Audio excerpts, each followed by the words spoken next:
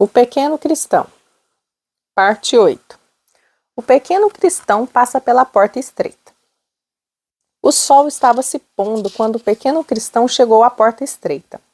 Ele havia andado muito, porque não queria estar na campina depois que escurecesse, e estava agora tão cansado que ficou muito feliz ao ver a porta tão perto dele.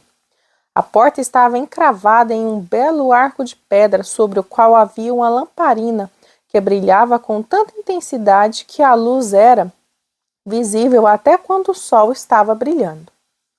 Em torno do topo do arco havia algumas palavras entalhadas na pedra. O pequeno cristão parou para lê-las. As palavras eram estas: batam e a porta lhe será aberta. Foi exatamente isso que o evangelista disse, pensou o cristão, e começou a bater à porta. Prestou atenção, mas não escutou ninguém chegando, então bateu de novo, e em poucos minutos a porta foi aberta por uma coruja, que se parecia com o evangelista.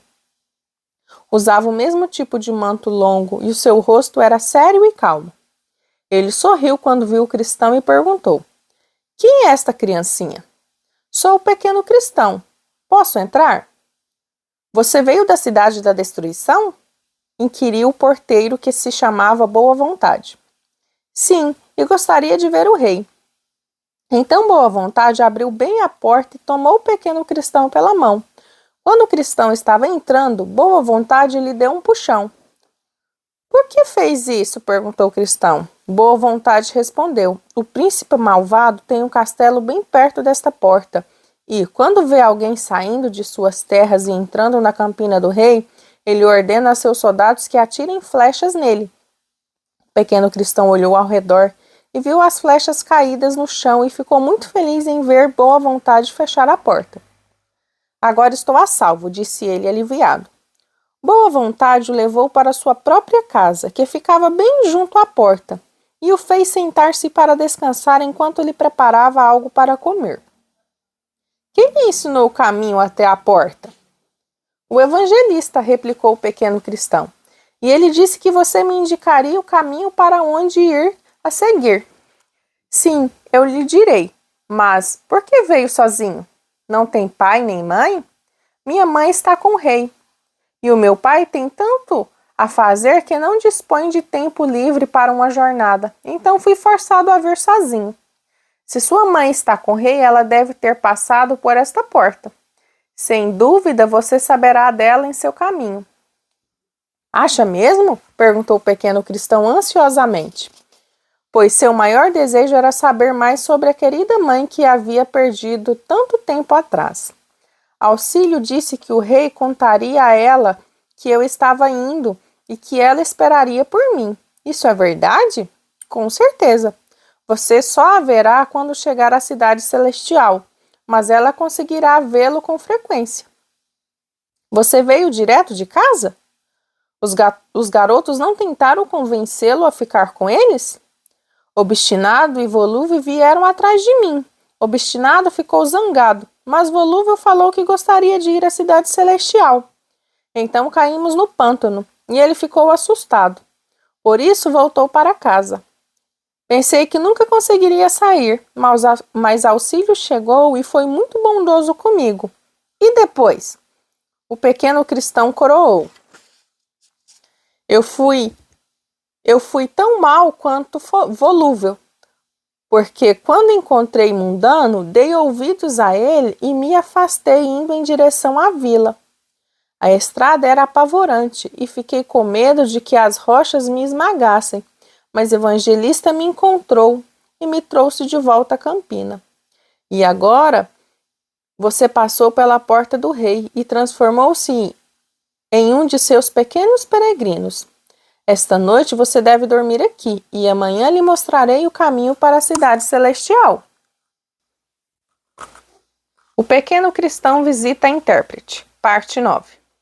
Quando amanheceu, o pequeno cristão se sentiu descansado e pronto para o outro dia de jornada. Boa Vontade o levou para fora e mostrou-lhe uma trilha estreita que seguia em linha reta pela campina. "Existe alguma bifurcação? Como vou saber o caminho se encontrar um lugar onde há duas estradas? Perguntou o cristão. O caminho do rei é sempre reto, e todos os caminhos que se afastam dele são tortos. Os caminhos errados geralmente são largos, enquanto o caminho certo é estreito. Se olhar com atenção, não há como confundir, respondeu Boa Vontade. Será que você poderia me livrar de meu fardo? Indagou o pequeno cristão ao se despedir. Eu andaria com mais facilidade sem ele. Não posso fazer isso, respondeu Boa Vontade. Você deve carregá-lo pacientemente até chegar à cruz, e então ela cairá e você nunca mais o verá. Como serei feliz, suspirou o pequeno cristão. Há outras casas no caminho além desta? Sim, mais ou menos na metade do dia você passará pela casa do intérprete. Ele é muito bondoso e se você pedir para falar com ele, ele lhe mostrará muitas coisas maravilhosas. A manhã estava límpida e agradável e o pequeno cristão gostou muito da caminhada.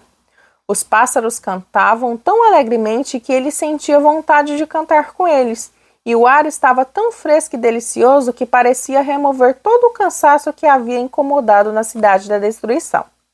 Não há nada aqui para me prejudicar, ele pensou. Mundano não falou a verdade quando disse que eu ficaria assustado. Bem, quando estava começando a pensar que gostaria de descansar um pouco por algum tempo, ele viu uma grande casa junto à estrada e percebeu que deveria ser a casa do intérprete. Aproximou-se da porta e bateu. Logo em seguida, um criado veio lhe perguntar o que desejava. Sou um pequeno peregrino a caminho da cidade do rei. Passei a noite de ontem junto à porta estreita, e Boa Vontade me contou que o dono dessa casa é amigo dele. Posso falar com ele? O criado entrou na casa e chamou o senhor.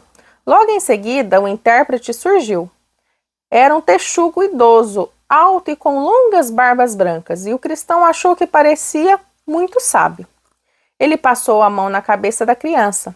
O que posso fazer por você, meu coelhinho? Poderia me mostrar algumas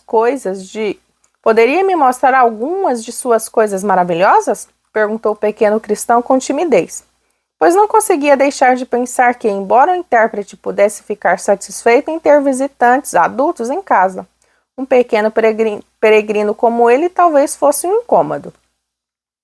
Boa Vontade me disse que eu poderia vir falar com o senhor. O intérprete sorriu. Boa Vontade é meu amigo. Você é um dos pequenos peregrinos do rei? Entre e vou lhe mostrar algo que você vai gostar de ver. Segurou a mão de cristão e o levou até o saguão, onde o criado ainda estava esperando.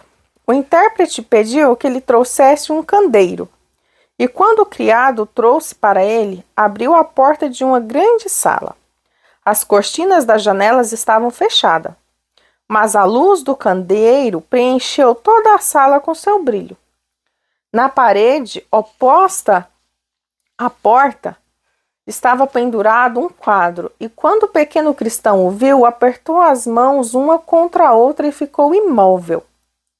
Era o retrato de um leão cujo o rosto era mais belo do que qualquer coisa que o pequeno cristão já havia imaginado. Ele estava caminhando por uma trilha em uma montanha. Ao redor dele, entre os rochedos, cresciam arbustos e espinhos, que lhe haviam rasgado as roupas em muitos lugares, e os pés dele estavam sangrando, pois as pedras ásperas o haviam ferido. Nos braços ele carregava um cordeirinho. Este estava cansado e reclinava a cabeça sobre o ombro do leão, que o fitava com os olhos gentis e amorosos.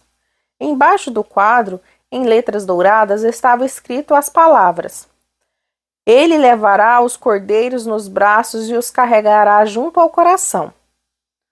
O cordeirinho estava perdido? Perguntou o pequeno cristão. Sim, respondeu o intérprete. Perdido e prestes a morrer. Não vê como ele parece cansado e como sua lã está rasgada e suja? Mas o bom pastor ouviu seu lamento, não descansou até encontrá-lo e então o levou para casa nos braços. Deve ter sido um caminho árduo, observou o pequeno cristão. As pedras cortaram os pés dele. Foi um caminho muito árduo, Mas ele não se importou com isso, porque amava o seu cordeirinho. Mostrou-lhe esse retrato primeiro, porque o bom pastor é filho de nosso rei. E da mesma forma como o pastor ama seu rebanho, assim ele ama os peregrinos. Os pequenos peregrinos são como cordeirinhos. Pense nisso quando estiver triste ou assustado, e lembre-se de quem o está vigiando. Sou um pequeno peregrino, declarou o cristão, erguendo os olhos para o intérprete. Um pequeno peregrino e um cordeirinho no rebanho do bom pastor. Agora vou lhe mostrar outra coisa.